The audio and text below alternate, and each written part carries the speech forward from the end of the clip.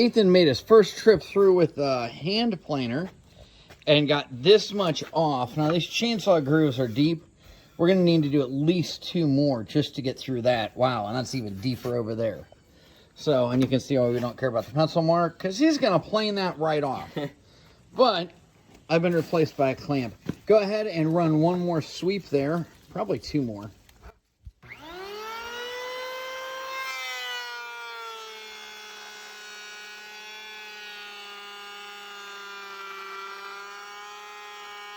Nice, smooth, steady stroke all the way till it gets past the end.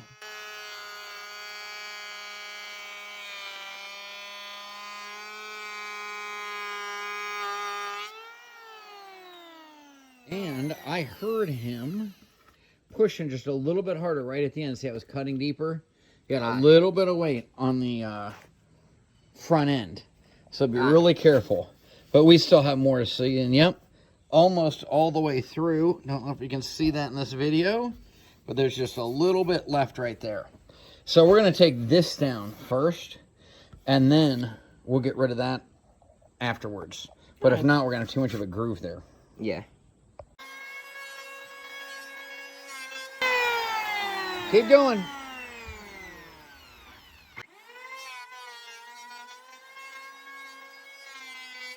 At least the wind's blowing all the sawdust away from us now.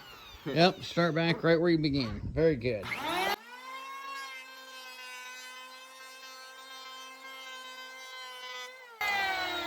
This more fun than power washing on the driveway? It depends. Since we're low on glue, we decided to build this. And we drew out where the legs are going to go. Theoretically, these are just going to lay in there, and then the pressure between them is going to hold them together. Now, if Ethan cuts this out right, everything will be great. If, however, he doesn't, we have to start over and make new boards. No. Wait, safety glasses. Okay, now cut. Same up the other side.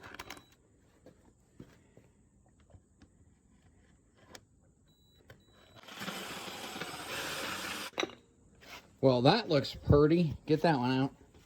We started with this circular saw because, well, oak is hard.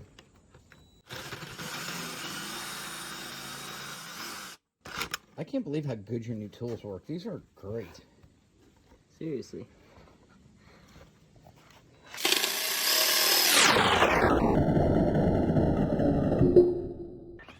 All right. Moment of truth. Let's see. This should fit in. Oh, just like that. Yay. As it turns out, these legs aren't exactly straight, but I can live with that. Now, if the other one fits right there, we'll have a beautiful table. And you can see it's still rough cut on the bottom. As it turns out, we really didn't need the circular saw. Jigsaw is more than adequate to cut through that, especially with a nice new blade. Stay in and see if it works. Oh, yeah. Well, that part works. That part just need to move over some. Ooh. Tight and holds it in, just like I expected. Yay. You can see how gorgeous that is. Ethan, thumbs up. What happened here? That was not me, by the way. No, that was absolutely Dad. Was not paying attention, and I let the planer run down. Right in the middle. But yeah, that's exactly what I wanted. And see how that makes it tight. 3 of the 4 are tight. I'm very happy with that bottom table. Yeah. Thanks for your help, Ethan. Yep. Well, we are to the clear coating stage of this project. And you see we got the legs glued on. Well, look at that wood. Did I get this? Yeah, look at how beautiful that is inside there. That's the smooth wood. That's what the top will look like. And even this rough cut, it really gets darker. It'll lighten up a little when the clear coat dries. But just look at what a wild difference.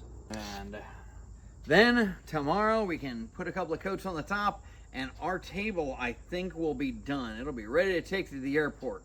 Yeah. This is our last day. I actually might put a couple of coats on this. But we started on this with just an oak tree, which we can put a picture of the oak tree I started cutting up with, just to see if I could work my Alaskan chainsaw sawmill. And I decided I wanted to turn it into a coffee table so I could leave it at the airport, because we took that table down to Tennessee. And now you can see we've got the hole down there painted. I need to get the top of that a little bit better, but we painted it upside down. All I have left is to get a coat on the top, and boy, is that going to change the look of this thing. But you can even tell between the legs and the top, but this is going to be nice. Yeah, look at how dark those legs came out. That just looks beautiful. So we're going to put a couple of coats on this today, and then it is done, and we can haul it to the airport where I want it. Yay.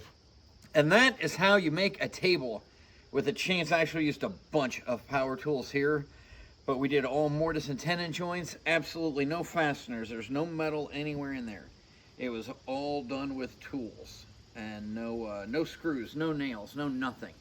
It's kind of interesting that we picked that box, because that was really where it all started, getting that new box to carry all of the stuff I wanted to use for my Alaskan chainsaw sawmill. And if you remember the oak tree that we had laying out front for years, got that cleaned up. The front edge was kind of rotted, or the outside, so we scraped off the rotted part, and after this is clear coated, it looks really good. But then I decided to sand the top again, because it had some bubbles in it. And if you look, this looks pretty good, even though it's really rough cut, just like that. But I wanted that glossier. This is just the bottom of the shelf. And I wanted the top of the shelf to look pretty much perfect. So we got that smoothed out, and now all I have left is to put the bottom shelf in. Yay. And just like that, actually, let me line it up perfectly back here. That will hold itself together. Nice and tight. This is on absolutely no fasteners, no nails, no screws, nothing but wood glue. I did use a bunch of tools for this one, unlike the one down south. But these are some of the things that you can make. Just playing around with the kids in a couple of weekends. I mean, we could have done it a lot faster. But I was learning how to do things. I was making it up as I went. And Ethan, how many new tools did you get to use in this project? I don't know exactly how many, but I got to use a lot, like a planer, a biscuit joiner, a bunch of cool router. Stuff like that. I think it helped with the chainsawing. So we have used all these, and then all the ones that you already had. In fact, this is the project that prompted me to get you all of your own Craftsman power tools. So yeah, that is the finished project, and I'll even that up and make it, oh, there we go, perfect. But now I have a nice little back. I can slide stuff in. It's got sides, so if I put bottles or whatever down there, they won't fall off. We can use it as a coffee table, but it's going to the airport, so it will probably hold whatever I decide to drink after a long, terrible flight, nighttime IFR, when I just want to sit and relax. And you can use your imagination as to what that is. If you'd like to see the whole story, make sure you follow us here on YouTube or Rumble, and listen to some of the other things we do on the Real Power Family Radio Show. It's on every morning at 7 a.m. Eastern and 7 p.m. Pacific on the Brushwood Media Network, and we're on virtually every podcast network out there. Learn how to do this stuff. We talk a lot about flying airplanes, obviously finances and family, and just all the stuff that we do for fun. Until next time, go out and make the world a better place.